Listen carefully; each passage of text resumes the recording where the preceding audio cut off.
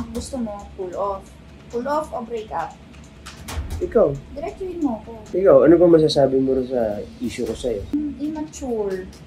Nung dating ganyan, dati naiintindihan mo po nagtatrabaho ako. Ako para maghabol ng tawag mo. Hiwalayang Barbie Forteza at Jack Roberto pinag-uusapan na naman ngayon. Dahil nga sa pagkakaroon ng closeness ni Barbie Forteza kay David Licauco, hindi na din maiwasan ang pagkalat ng bali-balitang hiwalay na nga ang magkasintahang Jack Roberto at Barbie Forteza. At ang dahilan nga nito ay ang pagiging close ni na Barbie at David na dumating sa time na wala na ngang panahon si Barbie sa relasyon nila ni Jack.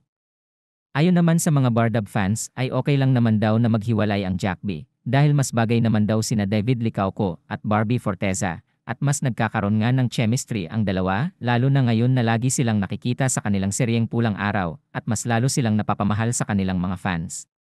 Sa kabila nga ng kumakalat na issue na ito, hindi naman makapaniwala ang mga fans ng Jack B dahil recently nga lang daw ay namataan naman sina Jack Roberto at Barbie Forteza na nagde-date at malabo nga daw na mangyaring maghiwalay ang dalawa dahil sa mahal na mahal nga nila ang isa't isa at ang nakikitang closeness ng mga tao kay David at Barbie ay natural lamang dahil ginagawa lamang nila ang kanilang trabaho bilang sila ay mga profesional na artista at matagal na din silang nagkakasama sa maraming mga serye.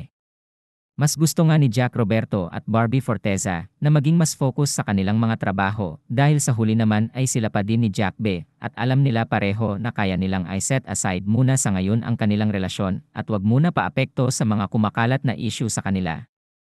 Mas nakakadagdag ng tensyon ngayon sa mga fans ng Jack B dahil marami nga ding nagsasabi na naisaad nga ni David Licauco na kung nagkataon nga na walang nobyo si Barbie ay paniguradong liligawan niya nga daw ito.